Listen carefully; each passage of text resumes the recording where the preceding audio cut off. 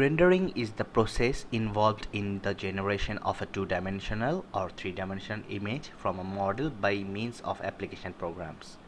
Rendering is mostly used in architectural design, video games, and animated movies, simulators, TV special effect, and design visualization.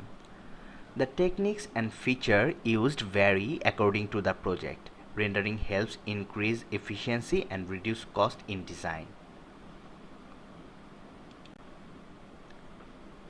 There are two categories of rendering. Number one, pre-rendering. The other one is real-time rendering.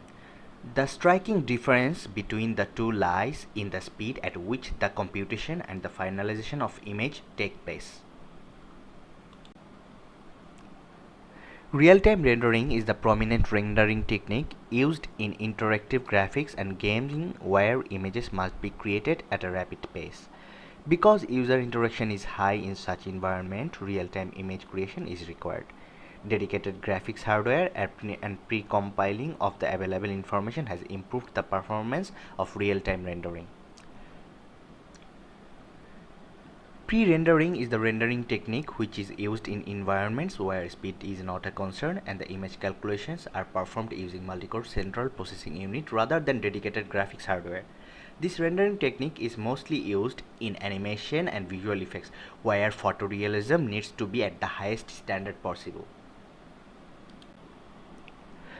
2D image-based rendering. The origin of image-based rendering stems from consequences associated with Moore's law, which states computational power doubles every 18 months.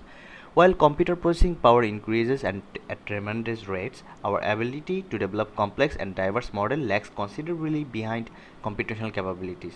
Therefore, the need for more complex models has resulted in the development of alternative approaches such as IBR. As the need for better model to place in our virtual scene has grown, so has our ability to capture image-based models. There is a plethora of inexpensive image acquisition hardware on market these days, such as digital cameras, scanners, and video devices. Also, recent trends in graphical display hardware have made it very easy to incorporate image-based rendering into general rendering application. In addition, graphics hardware companies have been using IBR technique for some time now in the form of texture acceleration, which is a simple example of IBR. There are other simple 2D techniques for displaying images on a screen such as sprites, billboards, imposters, and image layering.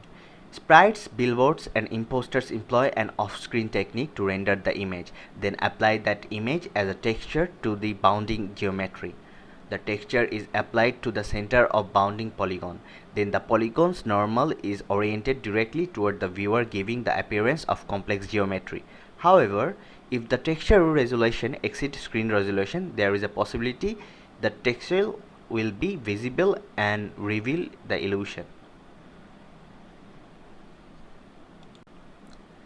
Texture mapping is the process by which a source image is mapped onto a surface in 3D object space, which is then mapped to the destination image by the viewing projection. Texture space is labeled UV, object space is labeled XO, YO, and ZO, and screen space is labeled as X and Y. However, because the source and the destination image are both 2D in nature, the process by which the source image is mapped onto a 3D object space is often bypassed. Overlaying an image across the surface of an object increases the apparent complexity of the object without causing significant rendering overhead.